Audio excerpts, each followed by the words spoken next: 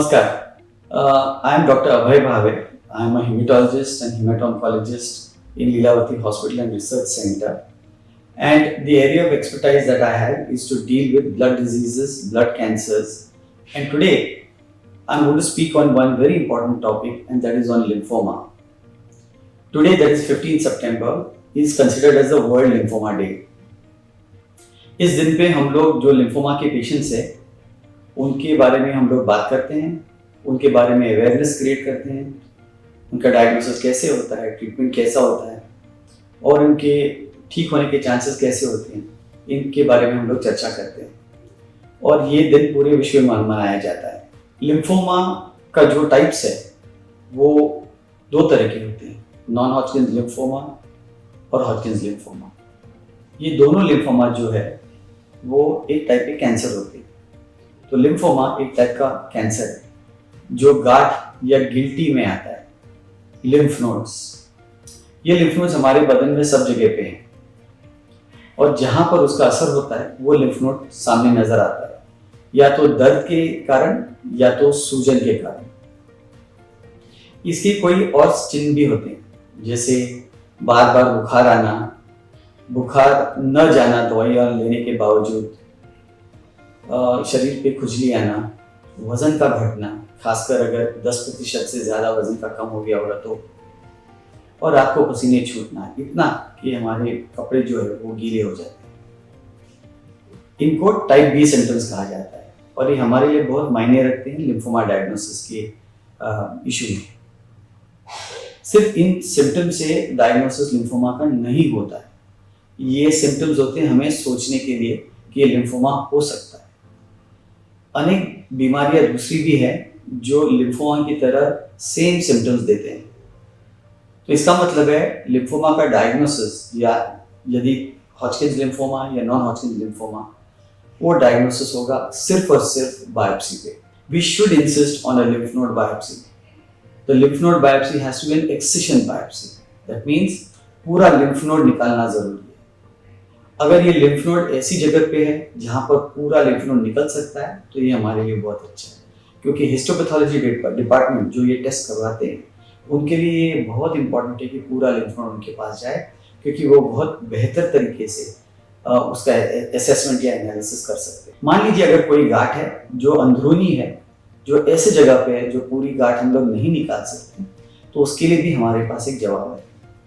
हमारे पास CT scan department है जहां पर सीटी गाइडेड उस जगह की बायोप्सी कर सकते हैं।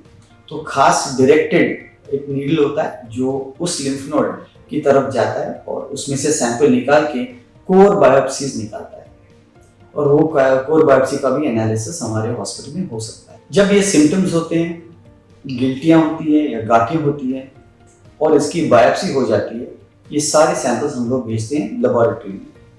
हमारे पास हिस्टोपैथोलॉजी डिपार्टमेंट है जो इस सैंपल का एनालिसिस करते हैं खास टेस्टिंग के साथ। उस खास टेस्टिंग का नाम है इम्यूनोहिस्टोकेमिस्ट्री, IHC। इससे लिम्फोमा का एक सिग्नेचर पता चलता है। जैसे हर एक शख्स का एक सिग्नेचर होता है जिससे वो पहचाना जाता है या जाती है, ये वैसे ही ये लिम्फोमा जो है उसका एक सिग्नेचर होता है, यानी कि जो कैंसर सेल्स है उसके ऊपर जो एंटीजेंस है वो एक खास अरेंजमेंट होता है। उस अरेंजमेंट को पहचानना हिस्टोपैथोलॉजी का काम है IHC द्वारा। उससे हम लोग को पता चलता है कि ये लिम्फोमा है या नहीं, और उससे ये भी पता चलता है ये हॉजकिंस है या नॉन हॉजकिंस है। ये जानना क्यों जरूरी है? क्योंकि नॉन हॉजकिंस का ट्रीटमेंट अलग है, हॉजकिंस का ट्रीटमेंट अलग है, बावजूद इसके कि दोनों लिम्फोमा है। तो आज के जमाने में सिर्फ लिम्फोमा कहना सही नहीं है, लिम्फोमा का सबटाइप भी जानना बहुत जरूरी है। हॉजकिंस के लिम्फोमा में 4 सबटाइप हैं। नॉन हॉजकिंस लिम्फोमा में बहुत सारे सबटाइप्स हैं, low grade, intermediate grade, high grade, और उनमें भी बहुत सारे हैं। तो आज के ज़माने में हमारे हॉस्पिटल में ये टैलेंट है कि हम बहुत बेहतर तरीके से इसका डायग्नोसिस कर सकते हैं। इस डायग्नोसिस के बाद जो डायग्नोसिस का बायोप्सी का रिपोर्ट हमारे पास आता है, उसके आधार पे हम लोग ट्रीटमेंट के बारे में पेशेंट के साथ बात करते हैं। इसको काउंसलिंग कहते हैं। तो एक बार लिम्फोमा का डायग्नोसिस हो जाए तो हम चाहते हैं कि पेशेंट को पता चले कि ये कैंसर है और इसका इलाज है। बहुत बार हमें पूछा जाता है कि ये कैंसर कितना फैला है, तो उसको कहा जाता है स्टेजिंग। हमारे पास पेट स्कैन मशीन है जिससे हम पता कर सकते हैं कि ये बीमारी किस हद तक बॉडी के अंदर फैली हुई है। This is called staging to see lymph nodes कहाँ है। एक जगह पे है, दोनों डायफ्राम के दोनों साइड पे है, बोन मैरो में है। ये सब बताता है हमें कि स्टेजिंग क्या होता है। स्टेज 1 जब बीमारी फैली नहीं है, स्टेज 2 और 3 जब बीमारी फैली हुई है, और स्टेज 4 जब वो बोन मैरो के अंदर जा चुका है या बाकी के ऑर्गन्स में जा रहा है, जैसे कि लंग है, लिवर है और बाकी के टिश्यूज है। स्टेज 4 ये लास्ट स्टेज होता है, पर इसमें भी ट्रीटमेंट बहुत अच्छा होता है लिम्फोमा में। तो लोगों को डरने की जरूरत नहीं है कि स्टेज 4 है इसका मतलब ये अनट्रीटेबल है। इसका भी इलाज है, इसका भी ट्रीटमेंट होता है और बहुत अच्छा रिस्पॉन्स मिलता है। पर हम चाहते हैं कि जितना जल्दी स्टेज में डायग्नोसिस हो जाए उतना ही पेशेंट को फायदा होगा। Early stage is always better. और अगर अर्ली स्टेज में डायग्नोसिस हुआ तो दो चीजें हो सकती हैं। एक, अगर वो सिर्फ और सिर्फ एक ही जगह पे है, एक ही लिम्फ नोड है, तो शायद रेडिएशन से भी अपना काम हो सकता है, खास करके लो ग्रेड लिम्फोमास में। पर अगर ज्यादा स्टेज है तो फिर हमें रेडिएशन के अलावा हम लोगों को कीमोथेरेपी भी देनी पड़ती है। जितना ज्यादा स्टेज उतनी ज्यादा कीमोथेरेपी। कम स्टेज हो सकता है कम कीमोथेरेपी भी दे सकते हैं और बहुत सारा फायदा होता है पेशेंट्स को, क्योंकि कीमोथेरेपी से जो डैमेज होता है बॉडी को वो ऑब्वियसली कम हो जाएगा अगर हमने कम साइकिल दिया तो। पर इसके लिए आपको हमारे पास जल्दी आना पड़ेगा। आप कैसे आओगे? अगर आपको बुखार है जो जा नहीं रहा है, रात को पसीने छूटते हैं, आपका वजन कम हो रहा है, आपको भूख नहीं लग रही है, आपका रंग थोड़ा बदल रहा है, तो उसके टाइम पे हम लोग को पता चलता है कि ये लिम्फोमा होने की संभावना है। बहुत बार हमें बुरा लगता है जब यही सिम्टम्स जब मरीज को होते हैं, तब कई बार जो लोकल डॉक्टर्स हैं वो पहले टीबी की दवाई देते हैं, क्योंकि इंडिया में टीबी की बीमारी ज़्यादा कॉमन है लिम्फोमा से। तो अगर गांठें हैं, वजन कम हो रहा है, बुखार है जो जा नहीं रहा है, तो ये टीबी के भी चिन्ह होते हैं। ऐसे में टीबी की दवाई दे सकते हैं और बहुत बार रिस्पॉन्सेज भी अच्छे मिलते हैं। पर अगर अंदर लिम्फोमा है ना कि टीबी, तो फिर ये लिम्फोमा उन हफ्तों में बढ़ सकता है जब पेशेंट टीबी की ट्रीटमेंट ले रहा है। तो मेरी दरखास्त होगी कि अगर किसी को ये रिस्पॉन्सेज होंगे, सिम्टम्स होंगे, तो पहले लिम्फ नोड बायोप्सी की जाए, पता करें कि ये वाकई में टीबी है या नहीं, और अगर ये टीबी हो तो बेशक टीबी की ट्रीटमेंट लेनी चाहिए। पर अगर ये लिम्फोमा है तो टीबी की ट्रीटमेंट लेके हम लोग वक्त बिता रहे हैं, उसमें स्टेज बढ़ सकता है। तो ऐसे में बहुत इंपॉर्टेंट है कि डायग्नोसिस सही तरह से हो जाए। एक बार डायग्नोसिस हो जाए और काउंसलिंग हो जाए कि बीमारी ट्रीटेबल है, यानी कि इसके लिए दवाई बहुत अच्छी है, कीमोथेरेपी और इम्यूनोथेरेपी का कॉम्बिनेशन दिया जाता है इसमें, फिर हम लोग ट्रीटमेंट के बारे में बात करते हैं। हॉजकिन्स ट्रीटमेंट बहुत अच्छी होती है, रिस्पॉन्सेज बढ़िया मिलते हैं अगर एडवांस स्टेज होगा तो भी। ऐसे में हम लोग ABVD नाम के 4 कीमोथेरेपी एजेंट्स होते हैं वो देते हैं। कुल मिला के 12 साइकिल्स होते हैं।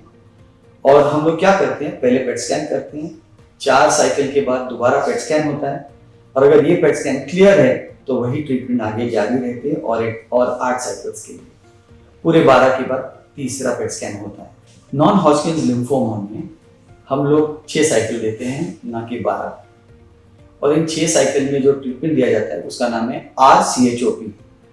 R स्टैंड्स फॉर एक मोनोक्लोनल एंटीबॉडी जो CD20 के खिलाफ है, और CHOP कीमोथेरेपी का नाम है।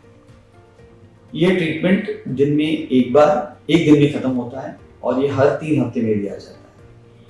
हॉजकिन्स का जो ट्रीटमेंट है हर 14 दिन में दिया जाता है या 15 दिन में दिया जाता है। तो ऐसे में दोनों में रिस्पॉन्सेज बहुत अच्छे होते हैं। अगर स्टेज ज्यादा हुआ तो भी ट्रीटमेंट खत्म होने के बाद हम लोग जब पेट स्कैन करते हैं तो उसमें हम देखते हैं कि कितना फायदा हुआ है। अगर बीमारी पूरी चली गई है, जो हॉजकिन्स लिम्फोमा में 70 से लेके 90% हो सकती है, और नॉन हॉजकिन्स लिम्फोमा में 50 से लेके 60% हो सकती है, तो इसका मतलब है बीमारी काबू में है, पर इसको हम क्योर नहीं कहते, क्योंकि बावजूद इसके कि रेमिशन यानी कि कंट्रोल है, बीमारी वापस आ सकती है। इस वापसी का नाम है रिलैप्स। तो इसके लिए कीमोथेरेपी खत्म होने के बाद भी मरीज को डॉक्टर के संपर्क में रहना चाहिए, खासकर अगर दोबारा ये सिम्टम्स वापस आए तो। Relapses are known to occur in patients who have been treated with lymphoma, who have undergone complete control or remission. And that's why coming back to the hospital, if there are symptoms and meeting the doctor is very important.